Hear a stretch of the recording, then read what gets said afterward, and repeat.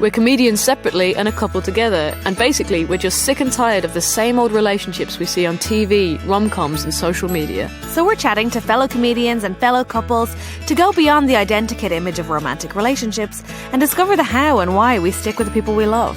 So come over, take a listen and subscribe to You'll Do on BBC Sounds. Hello, I'm Angela Barnes, the brand new host of the News Quiz. Welcome to the Friday Night Comedy Podcast. Now, you might notice that things are a bit different this series. For instance, instead of recording in the beautiful BBC Radio Theatre, we're all dialing in from our own homes. And instead of just focusing on the news, we're also putting out an exclusive remix of children shouting, dogs barking, and my next-door neighbour's 24-hour ambient techno playlist. Give the people what they want. So wherever you are, take a minute to sit back, relax, and enjoy.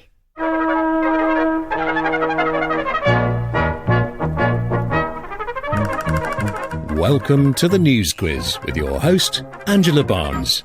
Hello and welcome to the News Quiz. Well, I won't lie, I didn't expect to be chairing Radio 4's flagship topical comedy panel show via a video call from a duvet fort in my living room, but then I also imagined I'd have trousers on. It is indeed a brave new world. So I wanted to start this week by saying that this both will be the News Quiz as we know and love it, and it won't be the News Quiz as we know and love it. A sort of Schrodinger's News Quiz, if you like, which would also explain why this cat is in this box. Only joking, I don't have a cat. If I wanted something in my house that demanded food and didn't respect me, I'd have had kids. Here at News Quiz, we aren't going to pretend that this pandemic isn't happening, but we are going to try and have a giggle in the face of adversity, because that's what makes us human. So let's start, as we always do, with a cutting. And this one's a notice from the Denham Village Scotland Facebook group, read by Neil Sleet. Has anyone found a hearing aid on the green? If you come across one, please give me a shout. Thanks to Neil Russell for sending that in. Now, let's meet the teams. Usually at this point, I'd say on my right we have, but on my right now is an empty comfort tub of Haagen-Dazs. So instead, coming from their respective homes, we have in Team A, Desiree Burch and Kerry Godliman. Hey. And in Team B, it's Helen Lewis and Mark Steele. So we're obviously not in the radio theatre. We're in our respective houses. I'm in my front room. Sorry, this is Radio 4, isn't it? I mean drawing room. Where are you sitting right now, Helen Lewis? I'm in my room, which is just a room. I only have the one. I live in London. I only have a room. I don't have a morning room, a conservatory, all that. Nope, just a room. Just in the room. Kerry Godliman? I'm in the box room. I was going to say, you look like you're in a box room. Have you been banished? I'm least likely to be disturbed in here by family and whoever else might drift in. No one else would come in the house, would they, in these circumstances? If they have, I'll have to phone the police. It would be my duty to do so. Mark Steele, where are you joining us from? I'm on my settee. I've got to go out for some frozen peas at some point. I think I might save it up until next Monday as a treat. That's my big day out. Oh, careful. Don't overdo it, mate. Desiree Burch, where are you joining us from? I am joining you from my bedroom, the most sound-dampened room in my place, mostly because it's covered in piles of laundry, the clean right next to the dirty, because I like to live on the edge, so we'll see how it goes. Well, now we've had a glimpse into your horrifying lives, let's crack on with the show. Desiree, who is refusing to pay who?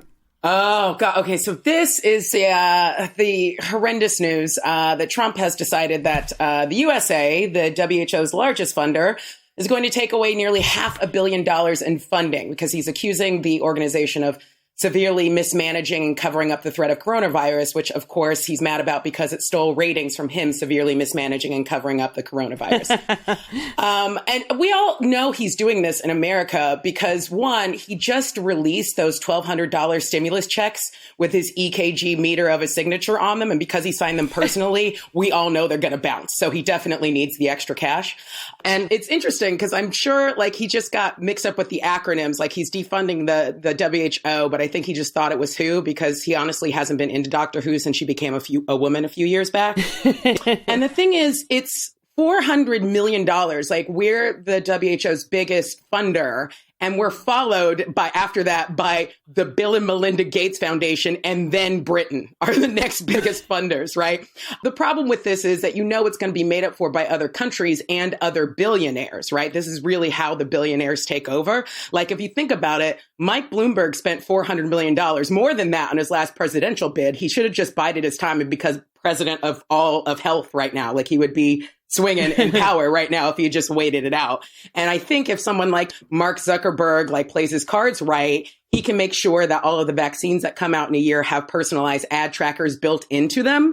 So we don't have to take any quizzes on Facebook that say, do you have IBS? Take this quiz and find out. It'll be like, you definitely have IBS. We've already sent you the charcoal wind remover pill so that you still have friends at the end of this, so we can track their movements online too. When I read this story, I did think, before we judge Trump, maybe he's just doing what we're all doing at the moment, trying to decrease our outgoings. I started by cancelling my gym membership and HelloFresh. That was the first thing I did. I think it's terrifying. It's just he clearly hasn't got a clue, and it's like the virus is so clever. It's waited until he's in charge before coming out, thinking we'll be able to kill the whole world off with this moron running everything. It's just terrifying. And he stands there, and the scientists come on every day and say what they're going to say, and then he comes on and says, no, that's all rubbish. A malaria tablet does work. Chocolate hobnobs are a cure. Orange juice, pour it, stick a cactus up your bottom. It's just bonkers. What's terrifying as well, though, is the confidence with which he's saying. People are swept along with it, and people will still vote for him. It's because he does it with such confidence. It's hard not to go along with it. It's yeah, fine, defund the World Health Organization, give the horse a vajazzle, whatever, do it. And I mean, he's pretty much relying on trying to shift the blame, obviously, so that he can get reelected in November. He doesn't care if he kills all of his base before we actually get to November by defunding the WHO. Also, the WHO doesn't have enough money to do what it does. It's the middleman for all of these pandemics, all these global crises. Its aim, it says, is to get 1 billion people on Earth healthcare with a budget of $6 billion, which is $6 a person, right? That's not enough to get Tiger King Joe Exotic's 3 straight husbands counseling or dental veneers. That's not enough money to do anything. So we shouldn't be taking away funding. We need to add it desperately. It's 3 packets of Nurofen each. Write it out. Have you been watching his press conferences? They're quite compelling to watch, aren't they? I mean, I know I've been inside for a long time, so I watched one the other day and I found myself getting jealous of his tan. And he does seem to talk about the coronavirus as if it's some sort of despot leader that he's trying to negotiate with. I think it's only a matter of time before he invites the virus round to Mar-a-Lago for dinner. I like his negotiating with it. Some sports activities are back on, aren't they, in America? They're sort of Well, this is in Florida, isn't it? Have you seen how Florida's Isn't everything in lockdown? America that's weird in Florida? Yes, it is. I mean, you say some sports, real sports are not back on. There's no basketball. There's no football. What there is WWE wrestling. That's and back golf. on. Isn't golf on? Oh, yeah, that's also true. Well, so basically all the golfers are upset because the golf clubs have been closed, but they're like, well, that's our exercise. And, it's as socially distanced as possible. And I guess if, Trump loves golf, right? He owns golf courses. If it's anything that he's involved in and it's a sport that he plays, we can guarantee that it's definitely socially distanced, right? Why doesn't jousting come back? Yeah, plenty of covering up, right? Sense. Reese Mogg would be up for that, wouldn't he? Yes. But in America, that would just be a duel because we don't have swords. We just go to guns and then the sport would end really quickly. So that's right. I'm struggling with the lack of sport. Can't we have sort of thing? What about athletics, but all the athletes go one at a time or something? Or I think they should keep WWE wrestling going, but I think all the rest of us, they should have to do it in their own homes. Watch them systematically destroying everything in their house, a sort of reverse changing rooms. I quite fancy that. I feel with some regulations it could carry on because now the wrestling is going to be fun if the fighters have to be 2 meters apart because obviously the sport will just become 40 minutes of trash talk and then 2 oiled up muscle queens getting increasingly frustrated that they can't touch each other anymore. Welcome to my house during lockdown. Have you seen in Florida as well the judge who asked for lawyers to get dressed dress up more, yes. to get dressed for their Zoom meetings? There's no way that'd happen in the UK, is there? Because there's no way a barrister's pyjamas is going to be any more embarrassing than what they actually have to wear in this country. I can't see everybody going back to sartorial life as they did before. It's all over now. I mean, turning your pants inside out is a laundry, isn't it? That's yeah. I haven't worn anything without an elasticated waist for at least 3 weeks, and I think jeans are a thing of the past now. Jeans are over. Jeans are dead. This is the news that Donald Trump has announced this week he would be removing the US funding from the World Health Organization despite being in the middle of a global pandemic, in a move akin to slashing his own tyres to punish a car that he just drove into a lake. 2 points to Desiree. Kerry, have a listen to this.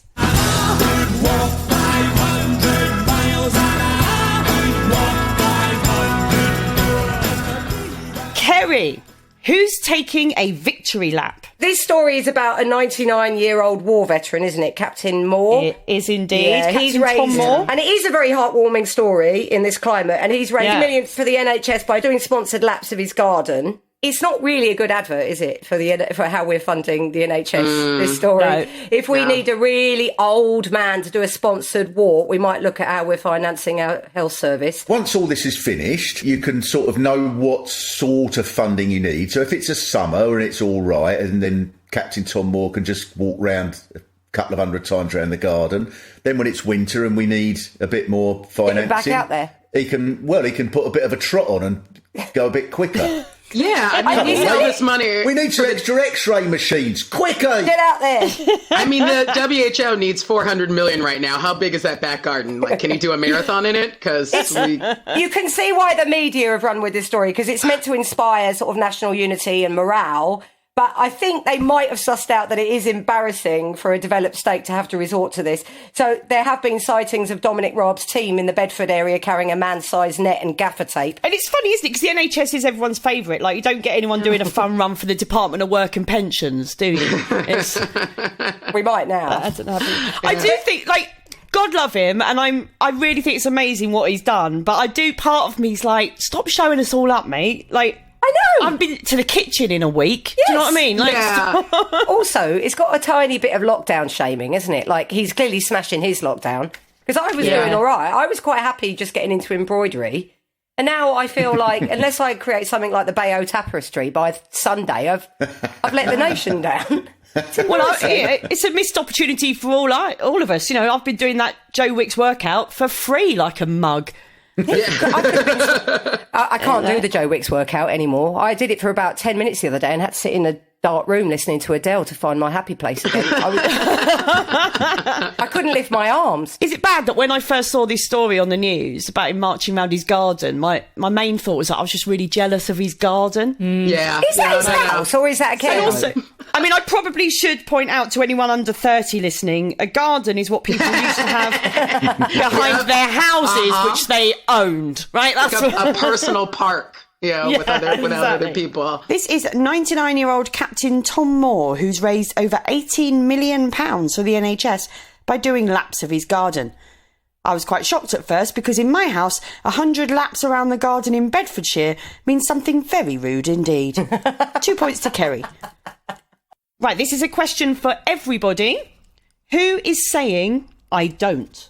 Almost no one, because wedding rates have fallen. And the best thing about this story is not only are just fewer people getting married, but people are waiting until they're really quite old now to get married. The average age for men was 38, and for women it was 35. All right, mate, I just want to point out, at this point, I'm getting married next year when I will be 45. Yes, yes, I love it. Thank you very much. You know, I just feel... Yeah, and it's my first wedding. The amount of people... We've been planning a wedding. The amount of people who have assumed it's my second wedding... Damn it. Well, I mean, who can afford to get married anymore? Aside from the cost of the thing itself, like, how can you afford to take on half of somebody else's debt at this time in your life? Like, no generations can do that. Like, when you fall in love with someone, you don't think, oh, one day I hope to live to take on half of their Topshop Klarna spending habit that half of that student debt in the ethics degree that they got that never was going to pay off, and we all could have predicted that. Are you having a big wedding, Angela? God, no. No, they say the average wedding costs £20,000, which is absolute... If I've spent £20,000 on something, I want to be able to drive away in it. Do you know what I mean? I can't... And no, I'm not having a big wedding. This is the story that apparently young heterosexual people aren't getting married at the rate that they used to. I think this is great. I think, if anything, this is moving towards our UN mandated goal of eradicating Hindus, and I'm all for it. Yes. And it's just for the straight couples, the numbers are going down. The gay couple marriages are going up because obviously they're still in the honeymoon phase of being able to get married in the first place. And also, for once, they get to enjoy a trend that they did not have to invent themselves. I never thought I would get married because, I always had that, it's an archaic tradition, it treats women like little more than cattle, but then I weighed it up and I thought, bloody massive cake. So I'll give you a cake, swings and roundabouts, Angela. I'll make you a cake. Without getting married. Yeah, but then it's filled with guilt as well. Like, it's righteous cake when you're married. Did anyone see the woman who lost her battle with the sun about who she wasn't married to?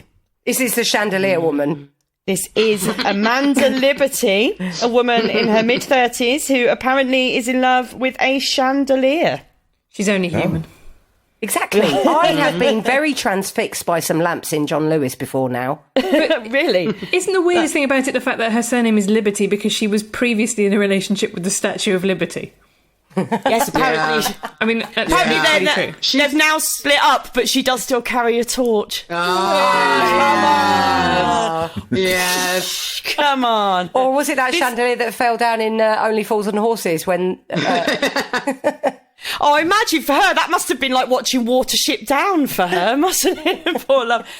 Apparently she identifies as an objectum sexual, which I think is a Harry Potter spell. I can only dream of a chandelier. I went out with a candle for 3 years. Several weeks ago, we would have really made fun of this woman, but after 3 weeks of lockdown, I think falling in love with inanimate objects is probably something a lot of us can identify with right now, right? I'm in a polyamorous relationship with my vape and a jar of Nutella right now, so I'm all about it. This is the news that according to ONS figures released this week, the number of heterosexual weddings have gone down. Of course, millennials can no longer afford big weddings. Their weddings are more sort of something borrowed, something borrowed, something borrowed, and something borrowed. And that's 2 points to everyone.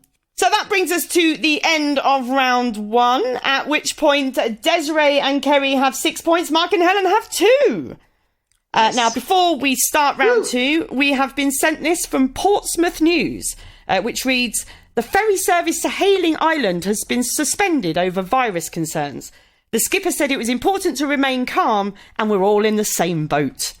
Oh, thank you to Gary Dobison for sending that in. Okay, Helen, have a listen to this. We gotta get out of this place. If it's the last thing we ever do. Helen, who is looking for the exit? Well, pretty much everybody at this point, but particularly the government, who are being pressured to publish their plan for how we get out of lockdown. Keir Starmer, the new leader of the opposition, is very keen that they should give us some indication of what will finally trigger us this endless hellscape to be over. But there's been like a weird series of plans that, one of the ideas is we might have a regional lockdown, so London might have to stay locked down longer than everyone else, which would obviously please the rest of the country, which hates London and wants us to be unhappy. Everyone in Brighton, just cheering, basically, at that point. And then the other weird idea is that everybody aged 20 to 30 who doesn't live with their parents could get out first, which I was thinking about, and I thought, God, that's going to be like Logan's Run. And then I thought, unfortunately, knowing what Logan's Run is means I don't get to leave the house.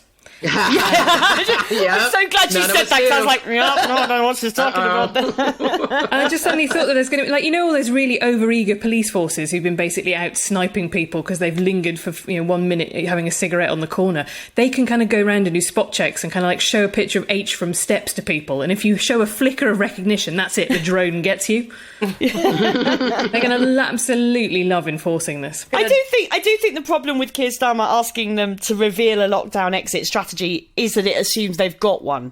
Yeah. It's a bit like asking me to reveal my abs. Exactly. He keeps asking for more transparency. I'm like, I used to be a children's entertainer, and I used to do it on a morning and have a hangover. And I'd say to the party at the beginning, in the spirit of transparency, I've got a hangover. So now we're going to play a game called Everybody Lie on the Floor and Shut Their Eyes. And the winner is the last one to move or talk. That is how I approach transparency. That's Dominic Raab. You're there. Yeah, we are, see? That's him. I think this thing, and Keir Starmer, they're all doing it, and the journalists will do it. Now is not the time to criticise. What a peculiar outlook that is. Now is the time when we should ask questions about the Battle of Hastings and what went wrong there. It's just bonkers. No one's allowed to ask a question. People saying we shouldn't hold governments to account are the same people that think now is a good time to have a protracted inquiry into the World Health Organisation. Yes, God, they're so bad. Matt Hancock said at one point, he said that the reason that the nurses haven't got the protective equipment is because they're using it too quickly. So it was their fault. I'm like, why not go in and tell all these other medical people what they're doing wrong as well? Go, oh, what are you doing with that liver transplant? You're using up too many anodines. It's just...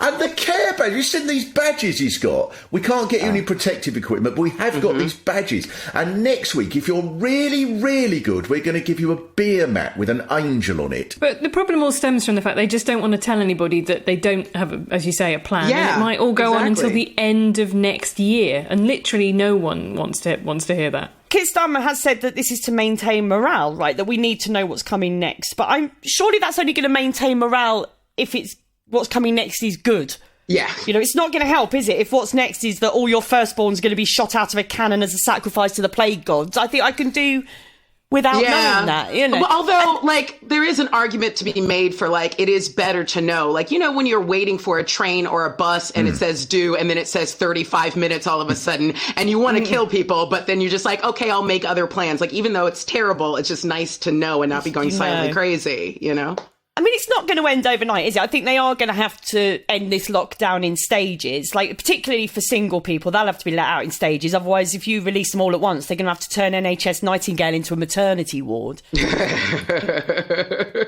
is sort of the first major act that Keir Starmer's done as leader of the Labour Party, isn't it? What do we think of it? I mean, this is the first time News Quiz has been on air since...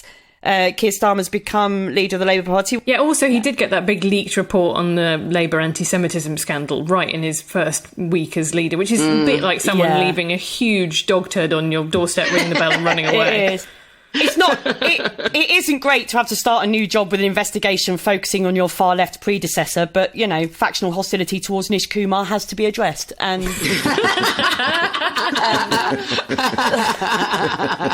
this is the news that Labour leader Keir Starmer has asked the government to lay a clear exit strategy for the current lockdown.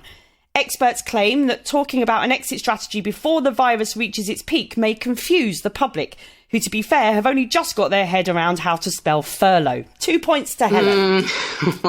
Has a conspiracy theory. Oh, there's a conspiracy theory for every news story, and this one now is these people going, yes, well, I mean, there's these 5G people, right, and they've been set up by the Chinese, and they've caused the virus, and they're making us cough, and there isn't any virus, and everyone's in on it, and all the people who've had it are all just actors, and they're all just spitting and coughing, and they've all been told to do it by the Chinese minister of something. And they're mad, and they're burning down masks. And now the fact that I've said they're mad probably means that they'll come round here and say he's in on it. And are you? It's just yes, I am. Yeah. Oh, but I don't know. This is just throwing up all sorts of people that just science to them is just all part of the conspiracy. I think some of the old people are. There's a bloke up the Co-op. When I went there on my weekly shop, and he was sat outside there going, it's all made up, it's all made up, he's telling everyone as they're queuing. In the old days, we were all right. He said, this is true, he said, when I was a kid, my mum sent me to school with chicken pox. I didn't care. What? That's not the same, you stupid old dingbat. There was one bloke I heard, I heard him on the radio on a phone-in, and he went, I'm 83. I run a market stall. I don't see why I can't still go down there to the market stall. I'm fine, look at me. And I thought, there's something about the way diseases work you haven't quite grasped.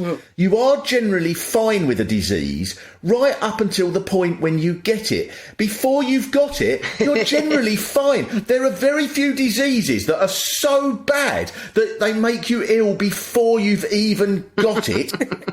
Who had to apologise this week?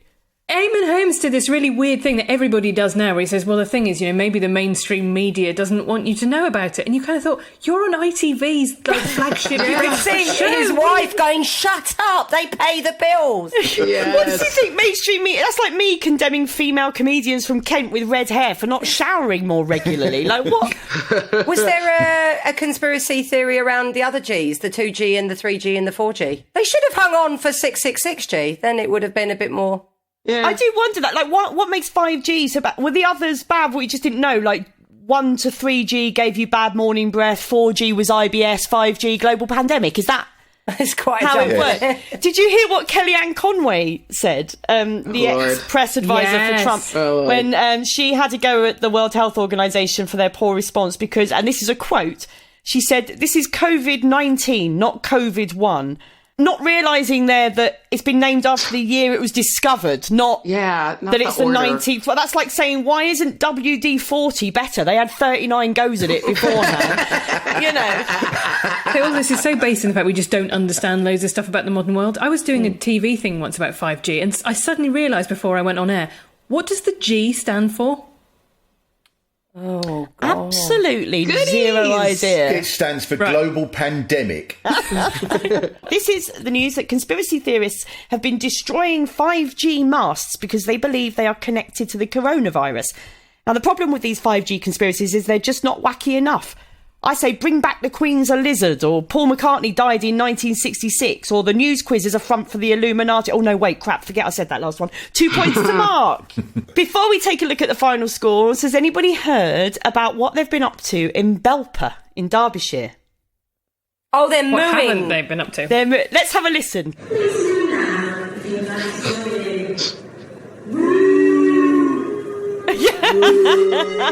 It is the most British thing ever. You have to be told how to moo and when to moo. People aren't allowed to just freestyle moo willy-nilly. Now, I think as this goes out live, first of all, on a Friday evening, and the Archers has been cancelled on Friday evenings for the global pandemic, I think we should all do the mooing together and really get the hopes up for Archers listeners. Only to be dashed when at 7 o'clock the Archers doesn't happen. Count us in then, Angela. Count us in. OK, you ready? 1, 2, 3. Moo. See how we just knew how to do it without being told? Well, I really like the thought that in Belper, the local cows at 6:30 get together and do impressions of Belper residents. every night at 6:30, they're leaning out of their shed saying, "I'm just popping out for my state-mandated exercise." So that brings us to the end of the news quiz, and the final scores are Desiree and Kerry have 6, Mark and Helen also have 6. Thanks to the panel. Oh, friendship. And to you, the listeners at home, if you have a story to share with us, do send us an email at newsquiz@bbc.co.uk. And with that, goodbye. Taking part in the news quiz were Desiree Burch, Kerry Godliman, Helen Lewis and Mark Steele. In the chair was Angela Barnes, and the news was read by me, Neil Sleet. The chair's script was written by Ed Amsden, Catherine Brinkworth and Tom Coles, with additional material from Charlie Dinkin and Zoe Tomlin. The writers' room dogs were Tina and Louis. The producer was Susie Grant, and it was a BBC Studios production. So you are social distancing and self-isolating. What could be better to pass the time than a hastily compiled, timely lockdown listen comedy Corona cast as Jake Yap, John Holmes, Salma Shah and Nat Tapley drop in on comedians who simply have nothing better to do than talk to us over their shonky internet connections. But in my kitchen, I have to be quite close to my daughter. It's quite hard. Here is Miranda's guide. It's in a grey colour. I want to say slate. Can I say slate? No. I'll say it all again, don't worry. Now wash your hands. A warm, we're all in it together cast, hooking everyone up, not in a Tinder way, social distancing, across the nation.